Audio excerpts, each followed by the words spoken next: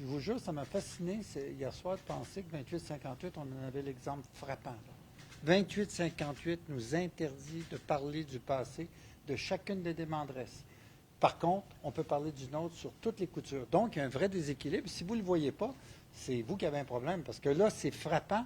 C'est complètement un débalancement de la justice et du droit de justice. Mais si c'est jugé pertinent, la juge peut l'autoriser. Est-ce que vous avez trouvé ça? 58 n'interdit pas, il présume Là, non vous faites de l'argumentaire, mais non, je vous pose la question, la oui, c'est réalité, interdit, mais c'est pas la vrai. réalité, on n'a pas pu le faire tout le long du procès, sauf quand on est arrivé à Véronique Moreau, puis il a fallu aller en cour d'appel et déposer un argument énorme pour pouvoir poser 3-4 questions.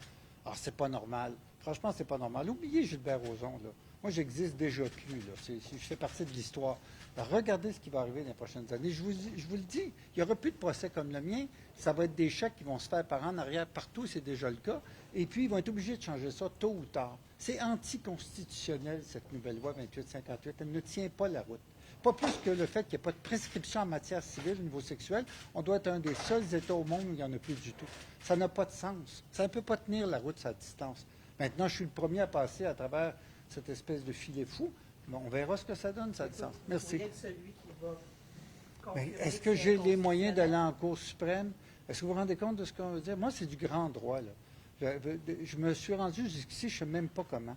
Aller en Cour suprême du Canada, vous comprenez les coûts? Je ne suis pas financé par personne. Il n'y a personne qui paye pour ça, là. Ça coûte une fortune pour défendre le droit commun. Pas pour Gilbert Rozon, le droit commun.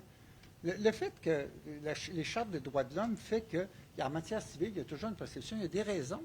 Si vous me donnez une tape sur l'épaule, puis je vous poursuis dans 45 ans en disant, vous m'avez luxé l'épaule, 1 million de dommages. Je dis, ouais, ça n'a pas de sens. Il y a toujours une prescription en matière civile, sauf tout à coup en matière sexuelle au Québec.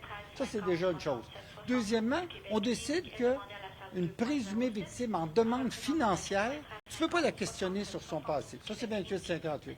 Plus encore, même si elle a dit oui ou si elle a dit non, on ne peut pas la questionner sur son consentement. On ne peut pas. Alors, si vous trouvez ça normal, de votre propre jugement, dites-le à vos téléspectateurs ou vos auditeurs ou vos lecteurs. Moi, je trouve ça totalement normal. Pas pour moi, là, pour l'ensemble du droit. Voyons, c'est juste le gros bon sens. À un moment donné, il faut redevenir des paysans, là, puis se rappeler c'est quoi le gros bon sens.